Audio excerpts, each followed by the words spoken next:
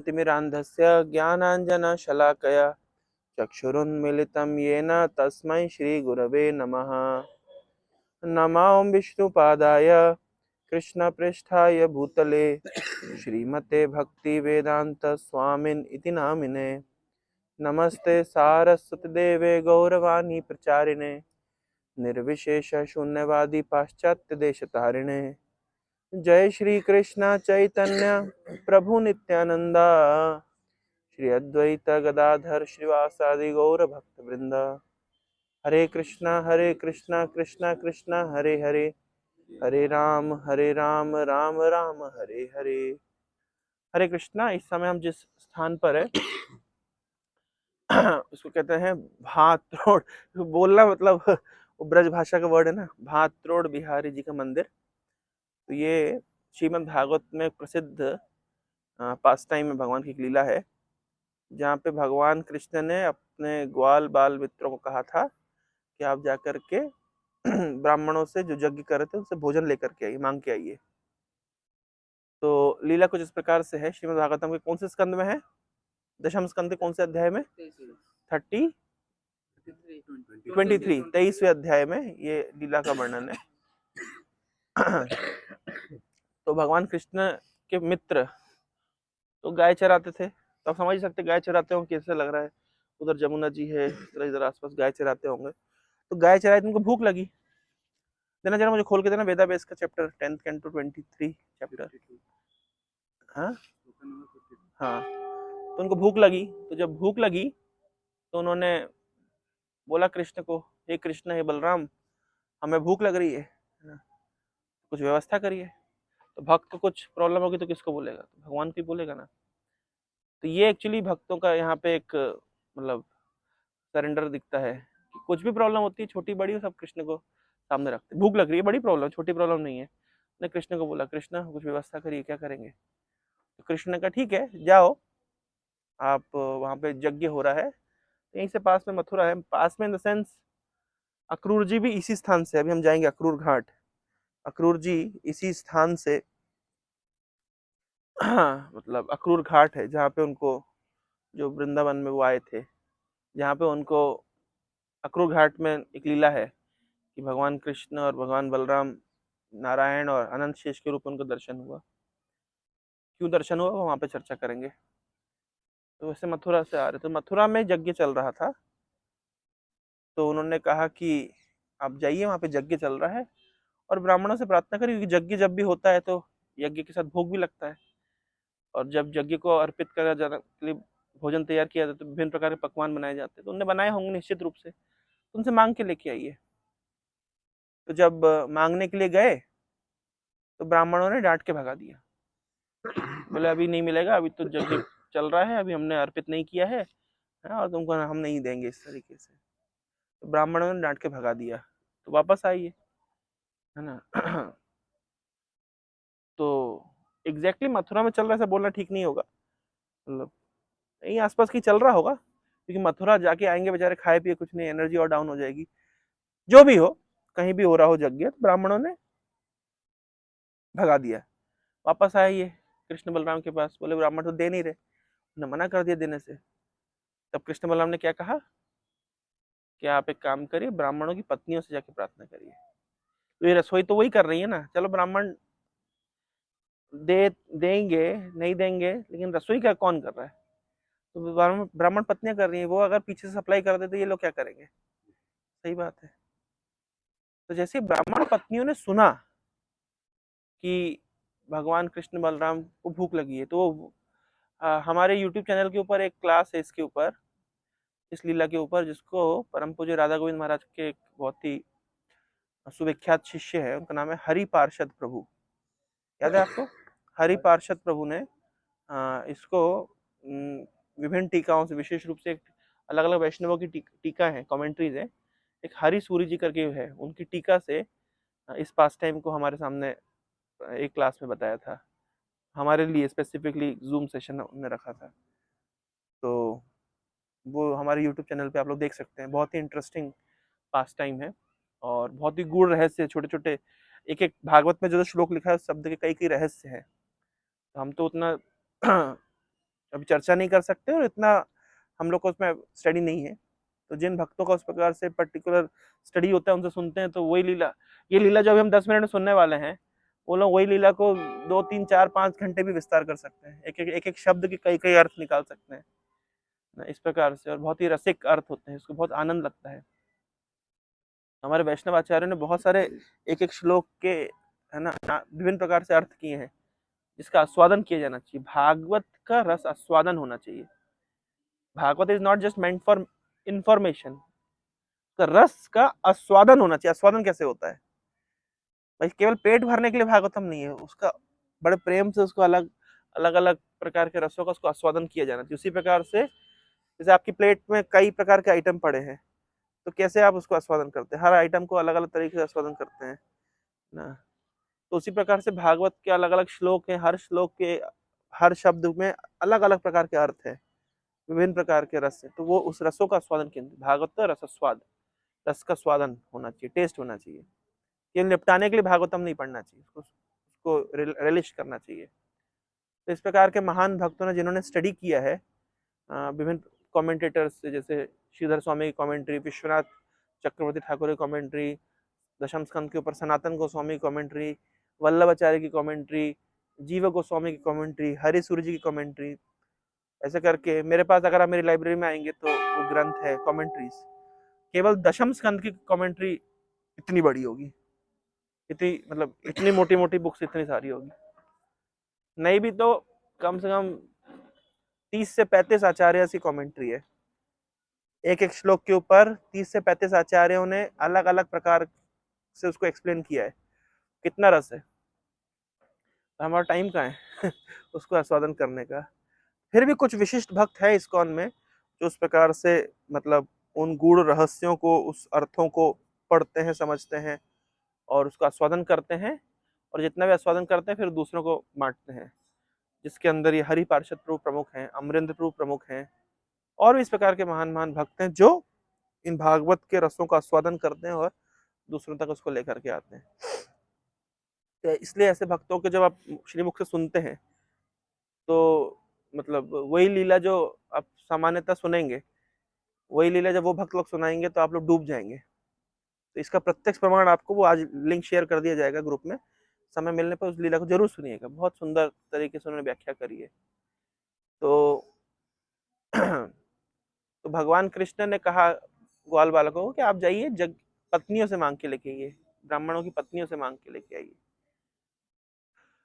तो जैसे ही ब्राह्मण पत्नी को पता चला कि कृष्ण बलराम हो गया, तो ये भी जाके कैसे बोल के आए, मतलब ये बोलने का इनका स्टाइल है कि, है ना, कि यहाँ से ही कुछ दूर पे ब्रह्मांड के आधिपति भगवान कृष्ण और उनके बड़े भाई बलराम जी हैं और उन्हें भूख लग रही है, तो आप कृपया करके कुछ प्रदान करिए। ब्राह्मण ने तो भगा दिया था, तो ब्राह्मणों ने भगा दिया, लेकिन जैसे ही यज्ञ पत्नियों को पता चला कि कृष्ण बलराम पास में ही हैं और उन्हें भूख लग रही है, तो ब्राह्मण पत्नियों ने क्या किया, उन्होंने तुरंत जो जो व्यंजन उन्होंने बनाए थे, यज्ञ वज्ञ गया भाड़ में, उठाओ और चलो। तो बढ़िया जो जो व्यंजन बनाए थे, किसी ने पूड़ी बनाई होगी, किसी ने हलवा बनाया होगा, किसी ने रसमलाई बनाई होगी, किसी ने रबड़ी बनाई होगी, किसी ने खीर बनाई होगी लुचि चीनी सारा पूरी लड्डू रस बोली, भोजन करे ना कृष्णा होए कुतूहली विभिन्न प्रकार के व्यंजन और सब जो यज्ञ में अर्पित होना था, उठा उठा करके वो लेके आने लगी। अभी इंटरेस्टिंग बात यह है कि लेके आने लगी तो उनके पतियों का रिएक्शन क्या होगा। एक्चुअली वैदिक काल में हम ये ऐसा कोई भी उदाहरण नहीं देखते जहां पे स्त्री अपने पति की बात का उल्लंघन करती है ना। वैदिक काल में आप उसको स्ट्रिक्टनेस बोल सकते हैं, आप उसको चेस्टिटी बोल सकते हैं, आप उसको एटिकेट बोल सकते हैं, कुछ भी उसको कैसे भी डिफाइन कर सकते हैं, पर वैदिक काल में ये बात छोटी बात नहीं मानी जाती, अपने पति को मतलब पति के आदेशों को निग्लेक्ट करके उसके अगेंस्ट में जाकर कुछ करना, ये वैदिक काल में, आजकल तो दिस इज कॉमन, आजकल तो घर में झगड़ा झाटी होती है तो कौन सी उसमें बड़ी बात है, वो तो इट्स नेट, ये तो हमारा पार्ट ऑफ लाइफ हो गया है। लेकिन वैदिक काल में ऐसा नहीं होता था। वैदिक काल में बहुत एक गरिमा थी पति और पत्नी के संबंध के बीच में। तो पत्नियां जब इस प्रकार से पतियों के आज्ञा का उल्लंघन करके उनकी इच्छा के विरुद्ध और जा रही हैं कृष्ण बलराम को संतुष्ट करने के लिए, ये जो पर्टिकुलर चीज है, जैसे कि मैं बताया कि आज के परिप्रेक्ष्य में हम इसको नहीं समझ पाएंगे, लेकिन उस परिप्रेक्ष्य आप उस जमाने में जाकर देखिए, ऐसा कोई स्टेप लेना, ये कोई छोटी बात नहीं है। आज के लेवल में कौन सी बात है, पति को जाके शाम को सॉरी बोल देंगे, और सॉरी क्या बोल देंगे, पत्नी लड़ झगड़ के पति को चुप करा सकती है भाई, आज के डेट में तो हमारा अंडरस्टैंडिंग ऐसा है, लेकिन उस जमाने में ऐसा नहीं होता था, विशेष रूप से ब्राह्मण कुलों में तो बिल्कुल ही नहीं होता था, ब्राह्मणों के बीच में तो नहीं होता था। तो उस जमाने में ऐसी कोई चीज करना, जैसे हम मीराबाई के एग्जाम्पल, मीराबाई के पति थे कौन, राणा संगा। मीराबाई हमेशा कृष्ण के भजन में ही मतलब एब्जॉर्ब रहती थी, तो इससे जो राज परिवार है उनको बड़ी चिढ़ थी कि ये पागलों की तरह पड़ी रहती है। अच्छा, पड़ी रहती होती है अंदर कमरे में तो अलग बात है, साधुओं की संगति करती है जा जाके, क्योंकि भक्ति का तो सबसे प्रमुख अंग है साधु संग। अब देखो वो लोग साधुओं के साथ नहीं आए तो रह गए ना, यही नियम है भक्ति में, साथ में रहना, साधुओं के संग में रहना बहुत जरूरी है, नहीं तो रह जाएगी, कथा नहीं मिलेगी। तो भक्ति है तो भक्ति भगवत संगत से जायते, भक्ति तो भक्तों के संग में जागृत होती है। तो मीराबाई अगर अपने घर में बैठ करके अकेले भजन करती होती, तो आजकल भी कोई औरतें करती है, यूट्यूब चला रही है, फेसबुक चला रही है, इंस्टाग्राम चला रही है, किसको पता चल रहा है बाहर में। समस्या ये कि मीराबाई साधु संग करती थी, तीर्थ में भ्रमण करती थी, हम जाएंगे आज मीराबाई जी का मंदिर वृंदावन में, तो इससे समस्या थी। और किसको समस्या थी भाई, राजा के परिवार को, कि राजा की पत्नी है, रानी है, मतलब कोई छोटी हस्ती तो है नहीं। अब रानी बाहर निकलेगी और पागलों की तरह साधु संग, भाई साधु लोग जा रहे होंगे तो ये भी पीछे नाचते हुए चली जाएगी, तो ये राज परिवार की गरिमा के अगेंस्ट में था।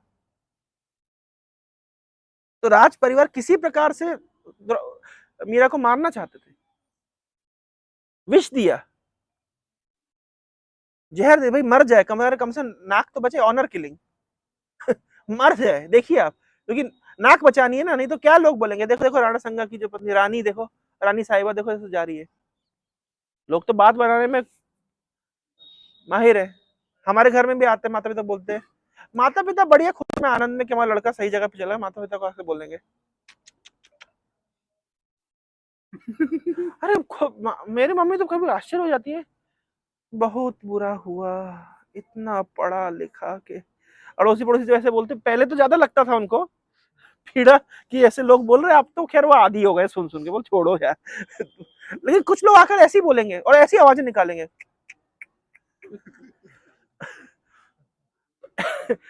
उनके दृष्टि में क्या हो गया कि बहुत बड़ा अनर्थ हो गया कि पढ़ लिखा करके और कुछ तो और जो कमेंट मारने वाले होते हैं, और कहाँ परवरिश में कमी रह गई कि लड़का ऐसे रास्ते पे चले गया। अरे परवरिश में कमी रह गई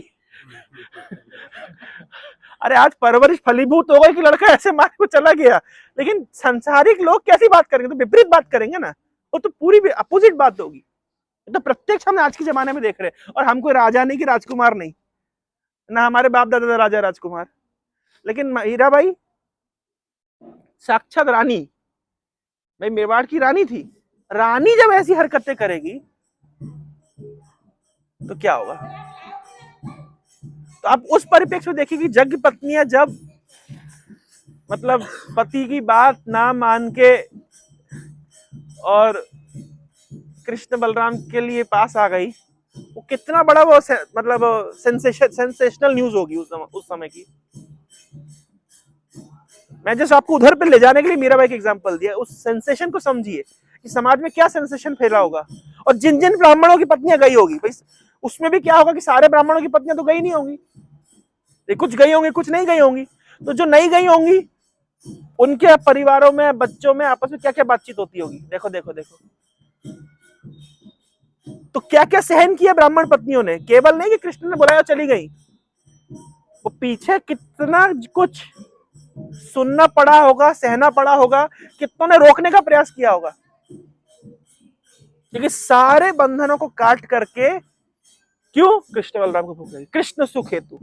कल हम चर्चा कर रहे थे, आत्मेन्द्रिय प्रीति वांछा तारे बलि काम, कृष्ण इंद्रिय प्रीति इच्छा धरे प्रेम नाम, इसी को प्रेम कहते हैं। कृष्ण के सुख हेतु अपने कंफर्ट को छोड़ा, अपनी गरिमा को छोड़ा, अपने आत्मसम्मान को छोड़ा, और छोड़ा छोड़ा तो चलो इनको तो ये भी पता तो मैं छोड़ दिया, आज आप कुछ गड़बड़ कर दो, मान लीजिए वो घर में बता के नहीं आया है कि मैं वृंदावन जा रहा हूँ, पापा को पता चल जाएगा, अधिक अधिक क्या होगा, सॉरी बोल देंगे, लास्ट में क्या होगा, सॉरी बोल देंगे। जब कृष्ण बलराम को यहाँ भोजन कराया, आप कृष्ण बलराम ने बड़े प्रेम से भोजन किया, सारे कृष्ण बलराम के मित्रों ने भोजन किया, इसी स्थान पे बैठ के भोजन किया, उसके बाद कृष्ण बलराम कहते हैं अब आप लोग वापस जाइए। तब यज्ञ पत्नियां क्या कहती हैं, ब्राह्मण पत्नियां कहती हैं वापस जाइए, बोले यार तो साढ़े कोर्स नीचे नहीं है, ये तो हमारी डिक्शनरी भी नहीं है, व्हाट डू मीन वापस जाइए, अब हमें कौन स्वीकार करेगा, यही सॉरी वॉरी का कॉन्सेप्ट, अब हम वापस कहां जाएं, समाज में, परिवार में किसको अपने मुंह, किसको मुंह दिखाएं। अब उनके सैक्रिफाइस को समझिए कि वो आज के जमाने की लिबरल विमेन नहीं है, कि इंडिपेंडेंट विमेन नहीं है, कि उनका बैंक अकाउंट है, उनका खुद का जॉब है, और हाँ जाए पति भाड़ में, हम अपना तो अपना लाइफ सेटल है, नहीं, they were dependent women, and just see the level of their sacrifice. So when Krishna told them, okay, you go back, where we'll go, कहाँ जाएंगे हम, तब कृष्ण ने एक बहुत बड़ी बात बोली है, तब कृष्ण ने जो बात बोली है वो हम सब भक्तों के लिए बहुत महत्वपूर्ण है। कृष्ण ने बोला है जिसको मैंने स्वीकार किया, जिसको मैंने स्वीकार कर लिया, उसके सामने सारा संसार झुकता है, जैसे टेस्ट पास करना पड़ता है, जिसको मैंने स्वीकार कर लिया पूरा संसार उसके सामने झुकेगा, पूरा संसार उसको स्वीकार करेगा। आपने जो सेक्रीफाइस का जो टेस्ट दिया, ये टेस्ट था ना, ये कृष्ण ने लीला क्यों करी, समाज को दर्शाने के लिए कि देखो यज्ञ पत्नियों का सेक्रीफाइस, लेवल ऑफ सेक्रीफाइस देखिए, इन रिटर्न क्या मिलने वाला है। कृष्ण ने बोल दिया कि जिसको मैंने स्वीकार किया है उसको पूरा संसार सलामी ठोकेगा। उस दिन पात्री प्रभु एग्जाम्पल दिए थे, बहुत अच्छे एग्जाम्पल दिए, याद है किसी को? हाँ, पात्री प्रभु विप्लव में अच्छा एग्जाम्पल दिए थे, बैट का एग्जाम्पल दिए थे, याद है? बोले आप और हम अगर क्रिकेट खेलेंगे तो बैट कितने का होगा, अगर हम बैट से खेलेंगे तो कितने का होगा, 2000 रुपए का बैट होगा। अगर हम बैट लेंगे हाथ में और विराट कोहली बैट लेगा तो वो करोड़ों में बैट होगा। बैट वही है लेकिन हाथ में किसके है, इससे मैटर चेंज हो जाता है। समझ रहे हैं? देखा नहीं यार, म्यूजियम में प्रभुपाद जी का बाल भी रखा हुआ है, प्रभुपाद जी का दांत भी रखा हुआ है। अरे बोले ये प्रभुपाद जी का प्रथम गमछा जो उन्होंने अमेरिका में यूज किया था, वो गमछा भी इतना सा करके रखा हुआ है। वस्तु की कोई वैल्यू नहीं है, कौन उस वस्तु को यूज किया उसकी वैल्यू है। सेम बात यहाँ पे कि कृष्ण बलराम, कृष्ण ने जिसको स्वीकार कर लिया उसकी कीमत कितनी हो जाती है, पूरा संसार उसको सैल्यूट मारता है। भागवतम में एक श्लोक आता है, उसमें बोल रहे हैं कि जिसने भगवान के साथ मित्रता कर ली, फ्रेंडशिप कर ली है, तस्मिन् नमन्ति भूतानि निम्नम आपा एव स्वयं। बोले जिसने कृष्ण के साथ फ्रेंडशिप कर ली है, कैसे करते फ्रेंडशिप, ऐसे है ना, मैं पहले लाइन भूल रहा हूँ श्लोक का, कि जिसने कृष्ण के साथ फ्रेंडशिप कर ली है तो उसकी सारी फाइलें ऐसे ही पास अपने आप आगे निकलती जाती है, सारी फाइलें। कैसे? निम्नम आपा इवा स्वयं, जैसे पानी ऊपर से नीचे अपने आप गिरता है, उसको कोई अलग से फोड़, कुछ करना नहीं, बस पानी छोड़ दो नीचे गिरेगा ऑटोमेटिक। उसी प्रकार जिसने कृष्ण के साथ अपनी मित्रता कर ली, कृष्ण की भक्ति में लग गया है, तो उसके जीवन में तस्मै नमन्ति भूतानि, सब चमत्कार को क्या नमस्कार है, सब सैल्यूट मारते, yes sir, yes sir, yes sir. ये बात कृष्ण ने खुद बोली कि जिसको मैंने स्वीकार किया है उसे पूरा संसार स्वीकार करेगा। अब चिंता मत करिए, वापस जाइए। तो इस ट्रस्ट पर कृष्ण ने उनको वापस भेजा। तो जब यज्ञ पत्नियां वापस गई तब उनके पतियों ने क्या कहा जानते हैं? उनके यज्ञ पत्नी यानी ब्राह्मण जो पति थे, वो ब्राह्मण पत्नियों के चरणों में प्रार्थना करते हुए कह रहे हैं, वो कह रहे हैं कि हमसे बहुत बड़ी भूल हो गई। इसलिए तो भूल हुई हुई कि हमने आपको रोका, वो तो गलत हमने किया ही किया। बोले जिस अग्नि से माध्यम से हम जिसको इनडायरेक्टली खिलाते, वो डायरेक्ट आकर के मांगा, हम दिए नहीं। और आप हमसे कितने अधिक सौभाग्यशाली हैं कि आप उनको डायरेक्ट खिला करके आइए। भाई यज्ञ के माध्यम से भगवान नारायण ही स्वीकार करते भोग को, लेकिन इनडायरेक्टली स्वीकार करते हैं। ये तो इनडायरेक्ट वे ऑफ ऑफरिंग है। पर जब साक्षात भगवान नारायण बुला रहे भाई लाओ दो मुझे, सामने करने नहीं, यज्ञ के बाद देंगे। तो न केवल आप बुद्धिमती है, मतलब you are more intelligent than us, more smart than us, more fortunate than us. बुद्धिमान तो आप है ही है, बुद्धिमती तो आप है ही है, और भाग्यशाली भी है कि जो वेदों का जो सार है, वेदे से सर्वे अहम एव वेद्यो, वेदों का लक्ष्य है मुझे जानना। ये सारे वेद, ये सारे कर्मकांड जो हम कर रहे हैं उनकी संतुष्टि के लिए कर रहे हैं, और वो भगवान डायरेक्टली अब आपसे ले रहे हैं, और हमको उस समय बुद्धि नहीं आई।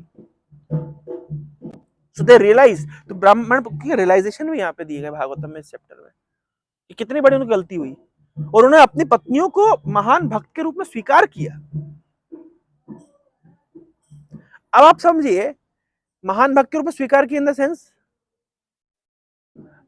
आप वो अब आप कॉन्टेक्स्ट समझिए कि पहले विरोध किया, पहले प्रतिवाद किया, पहले रोकने का प्रयास किया, लेकिन जब ब्राह्मण पत्नियों का लेवल ऑफ कमिटमेंट कभी घटा नहीं, उल्टा ऐसा कहा जाता है जब नदियों के मार्ग में ऑब्स्टिकल आते तो क्या करती नदियां, इस वे से और फोर्स से जाती है।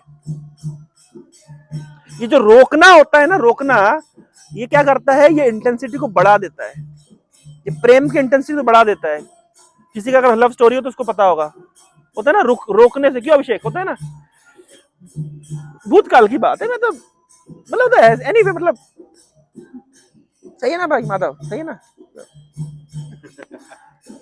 प्रेम को अगर रोकने का प्रयास किया जाए तो और उछाल मारता है, तो यज्ञ पत्नियों को रोकने का प्रयास किया गया, उनका प्रेम और बढ़ रहा था। ऑब्स्टिकल, इसलिए देखिए किसी भी भक्त के जीवन में समस्या आती है, इंटरेस्टिंग बात यह है उस भक्त का कृष्ण के प्रति प्रेम बढ़ता है। हजारों एग्जाम्पल है, प्रहलाद के जीवन में समस्या, प्रेम घटाया नहीं बढ़ा दिया। पांडवों के जीवन में समस्या, प्रेम घटा नहीं बढ़ गया, उल्टा जितना द्रौपदी का चीरहरण हो रहा है, उसका कृष्ण के प्रति प्रेम और समर्पण बढ़ रहा है। अजीब नहीं बात ये? प्रभुपाद जी एग्जाम्पल देते हैं कि जब वर्ल्ड वार हो रहा था तो जर्मनी के एग्जाम्पल देते प्रभुपाद जी कि जर्मन औरतों ने अपने प्रार्थना करी थी चर्च में जाकर के कि ईश्वर हमारे बच्चों को बचाना, क्योंकि उनके बच्चे तो रशिया के द्वारा मार दिए गए। तो जिन जिन के बच्चे मर गए उस सब औरतें नास्तिक हो गई। क्यों नास्तिक हो गई? हमने तो चर्च में जाके ईश्वर से प्रार्थना करी थी हमारे बच्चों को बचाना, ईश्वर ने नहीं बचाया। तो यहाँ पे क्या हुआ, उनकी प्रॉब्लम्स बढ़ने पर, उनके जीवन में प्रॉब्लम्स आने पर उनका फेथ खत्म हो गया। लेकिन पांडवों के जीवन में प्रॉब्लम्स आने उनका प्रेम और बढ़ा। अरे कुंती के जीवन में इतनी प्रॉब्लम आई, फिर भी कुंती प्रार्थना करी, विपदा संतुता शाश्वत तत्व तत्व जगत गुरु भवतो दर्शनम यत्सत अपुनर्भव दर्शनम। और प्रॉब्लम दीजिए, कोई मांगेगा? कोई प्रार्थना सुनिए आपने? हम लोग प्रार्थना क्या करते हैं, सुख संपत्ति घर आवे कष्ट मिटे तन का, बोल ओम जय जगदीश हरे, नहीं गाते हम लोग। लेकिन कुंती महारानी क्या प्रार्थना कर रही है कि भगवान और विपदा दीजिए, प्रॉब्लम दीजिए। क्यों दीजिए? क्योंकि जितनी प्रॉब्लम आ रही है, भवतो दर्शनम यत्सत, अरे प्रॉब्लम थी तो आप है, और जब प्रॉब्लम खत्म हो गई आप जा रहे हैं, तो बेटर है कि प्रॉब्लम रहे। कि अजीब प्रार्थना नहीं है ना? देखिए वैष्णव दर्शन कितना उन्नत दर्शन है, प्रॉब्लम मांग रहे हैं क्योंकि प्रॉब्लम में आपका स्मरण बना रहता है। जब सब कुछ ठीक हो जाता है तो भजन साधन सब कमजोर। ऑफ कोर्स ये बहुत रिस्की प्रार्थना है, हम लोग की औकात नहीं इसको इस तरह की प्रार्थना करने की, लेकिन मैं बता रहा हूं इन भक्तों का भाव कि जितना इनके जीवन में प्रॉब्लम्स आई उनका प्रेम बढ़ा। यही हुआ गोपियों के साथ, यही हुआ जग की पत्नियों के साथ, सेम एग्जांपल है हर जगह। तो देखिए वही वो सिस्टम समझ लीजिए, सबसे पहले ऑब्स्टिकल आता है, सबसे पहले प्रॉब्लम्स आती है भक्ति करने में, लोग हंसते हैं, रोकते हैं, भाई समाज हंसेगा, परिवार वाले रोएंगे, समाज हंसेगा, अरे क्या भक्ति कर रहे हो, हंसेगा, और परिवार वाले रोएंगे, अरे तो लड़का तो बाबा हो गया।